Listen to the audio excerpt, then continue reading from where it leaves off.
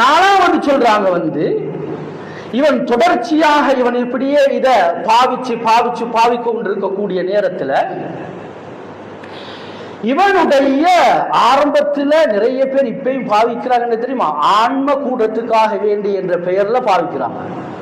ஆனா ஆரம்பத்தில் அது சூட்டமில்லாக விளங்கினாலும் காலப்போக்கில் என்ன தெரியுமா நடக்கும், ஆண்மைய முழுமையாக இல்லாமலாக ஆக்கிடும். இன்றைக்கு அதிகமாக நாங்க பார்க்கிறோம், இது எங்க சமூகத்துல பார்க்கிறோம். ஆரம்பத்தில் பாதிப்பாக இருக்கும், அது காலப்போக்கில் ஒரு 6 மாசம் 7 மாசம் 8 மாசம் பாதிக்கக்கூடிய நேரத்தில் முழுமையாக ஆண்மை இழந்தவர்களாக வாலிபர்கள் மாறுறாங்க. இன்றைக்கு அதனால தான் சமூகத்தில் டிவோர்ஸுகள் அதிகமாக நடக்குது.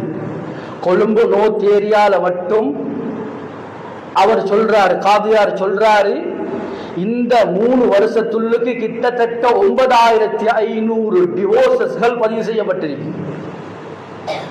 இந்த மாசம் கல்யாணம், 3 மாசத்துல டிவோர்ஸ். கனியமான வேற காரணங்கள் இருக்கு, வேற காரணங்கள் சொல்லப்பட்டாலும் வாலிபர்களுக்கு ஆண்மை இல்லை. தன்னுடைய தேவைய வெளிப்படையாக சொல்றதாக இருந்தா, தன்னுடைய தேவைய தன்னுடைய மனைவியோட பூர்த்தி செய்ய முடியாத அளவுக்கு இந்த போதை வஸ்துக்களுடைய தாக்கம் உடம்புல உண்டாகிறது.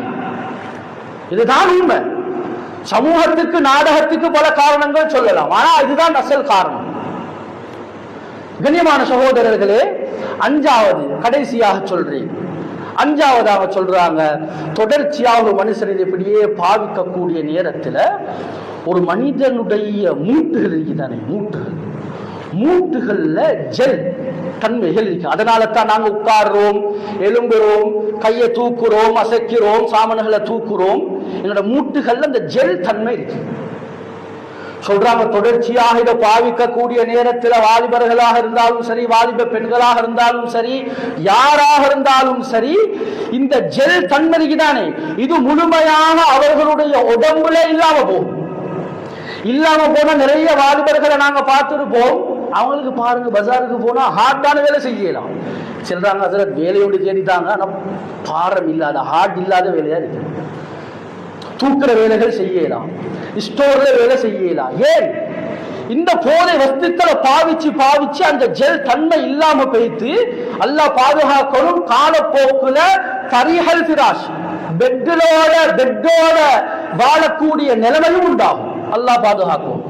கண்ணியமானவர்களே, இப்படி இன்னும் 15 விதமான நோய்களை பட்டியல் படுத்தி இருக்கிறாங்க.